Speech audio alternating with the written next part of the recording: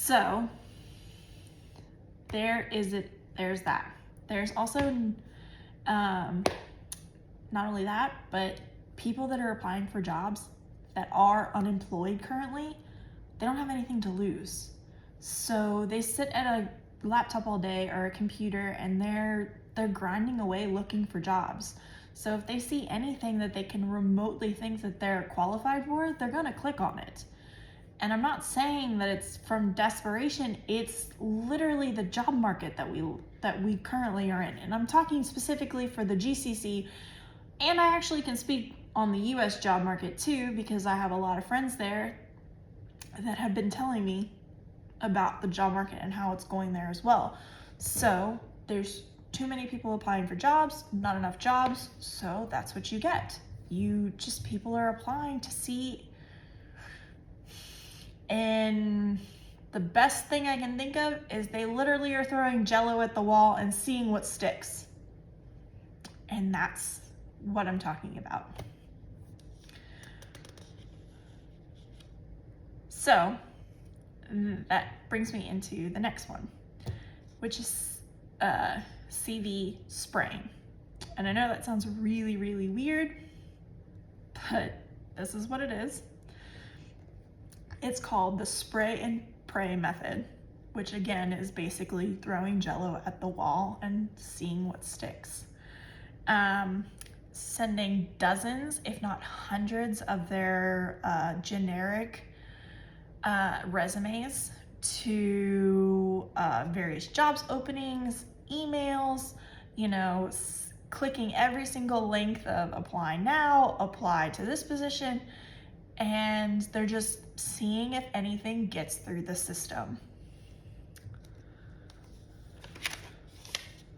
Which leads us into the next portion, which is the desperation.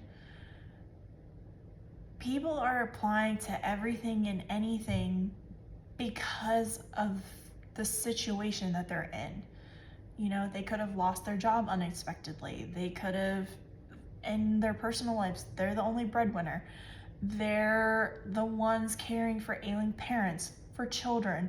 You don't know about these people's personal lives to the point where, yes, it's just out of desperation that they're looking for positions. Like, to the point of, I will take anything that will just hire me because I lost my job unexpectedly.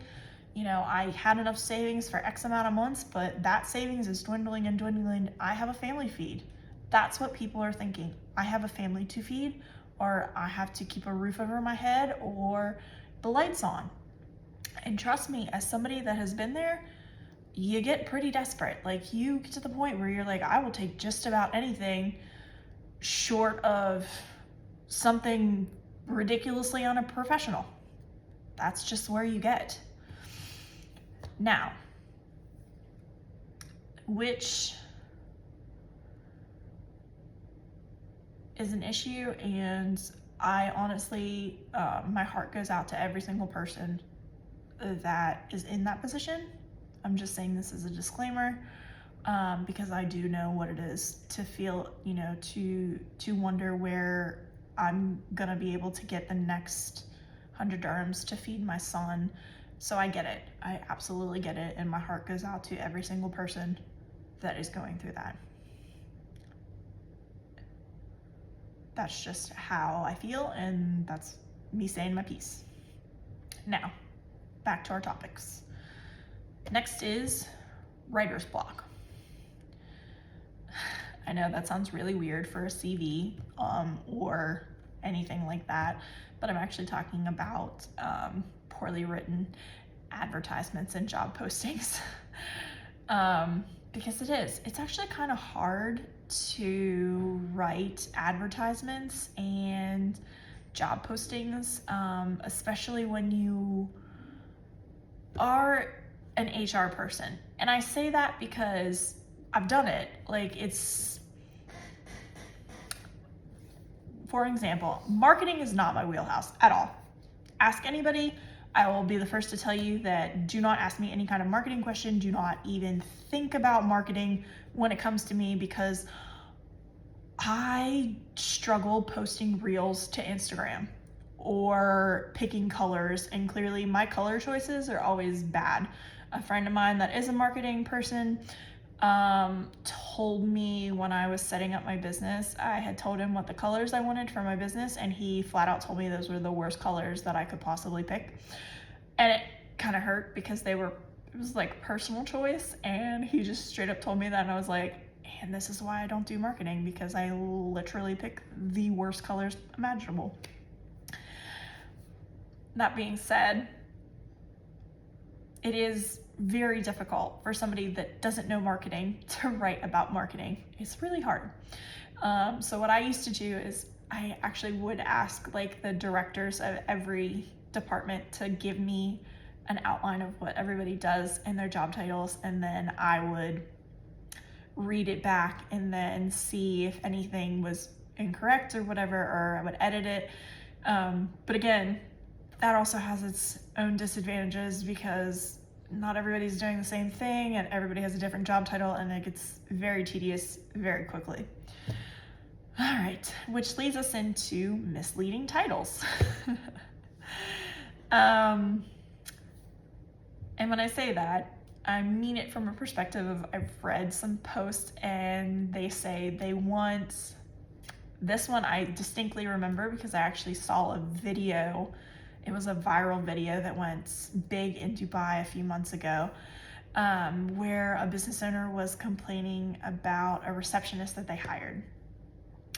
I actually went and found like the original JD for the job, and it was a very basic receptionist, like answer the phone, greet clients, take their information, hand them a clipboard, ask them if they want water, yada, yada, yada. Very basic receptionist position. I mean, it was written there very clearly. What she had complained about though, the business owner, was that the receptionist refused to take out the trash. And here's the thing, is it above her as a receptionist?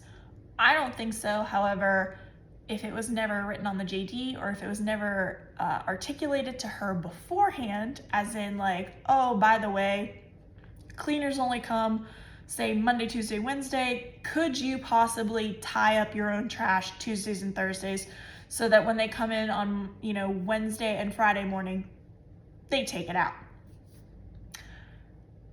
That is how you deal with that type of situation. But if you wanted a cleaner, you actually need to also put that on there and be like, you might have to do low maintenance cleaning, taking out the trash, refilling this, refilling that. If it's not articulated or if it's not on the JD, then that's where I'm saying bad writing comes into play. And misleading titles. Or another example is, I had saw a job posting, they wanted a chief of staff. They gave the basics of what a chief of staff does, somebody that's the right hand of the CEO, they're gonna be managing and directing and doing all this, and everything that a chief of staff was. I actually had applied to it, this was, years ago. I had applied to it because I met the JD requirements and everything. When I was on the phone with the recruiter, they said, oh, by the way, this isn't really a chief of staff position, you're going to be the PA of the CEO. And I said, well, then why did you post it as a chief of staff? They were like, oh, well, we thought we were going to need a chief of staff, but the CEO doesn't really want a right-hand man, and they need somebody just to handle their calendar. And I was like, okay.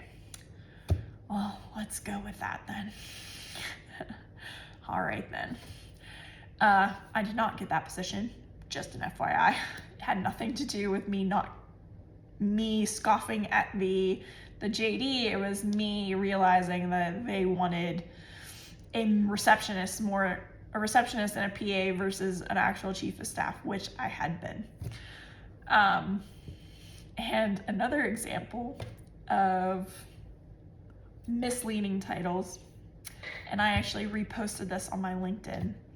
It was a job posting. It wasn't even a real job posting. It was a feeler. So like, how when some people are like, hey, a friend of mine's company is thinking about this position and I need to get people in my network that might know somebody, like send me a DM, whatever, which is the worst possible way of trying to get feelers out for a position. And it was even worse idea for a C-suite level. But it was a startup company looking for a CFO. Now, am I saying this was completely wrong? I'm saying it wasn't getting what they actually wanted. Because the biggest problem is with a CFO that you need for a startup is not a CFO that has been with an established corporate company. Because most of the time, a startup CFO is also the accountant, is with HR. If they have an HR, will be doing payroll. If they don't have an HR, they are absolutely doing payroll. And then budgeting and everything else. So that kind of a CFO is not the CFO that has, 4 corporate accountants under them, 3 junior accountants, and is basically only approving budgets and overall fiscal inquiries and things like that at the C level. Those are 2 different CFOs. And the reason that I remember this posting so well is because when I reposted it and I said, this is an example of misleading titles. The problem is many people ask me, they were like, oh, I'm so interested in this job. And I was like, this isn't a job. This is a posting that is a feeler. There actually is no job yet. That's the problem. The misleading titles and then a feeler post that isn't really an actual vacancy. Which leads me to the absolute last point of this part, which is AI applications. Yes, they're real. People will send ChatGPT or whatever the other million other AI bots out there. They will send their CV and say, I need you to redo my resume, and they will give the JD from the posting to do the perfect CV for this one and to try to get to the ATS standard. And so it's really not even a real application because it's just feeding into the system of AI meets AI. That is all I can say about it. It's just AI meets AI, and then they're trying to see which AI wins. And it never turns out very well.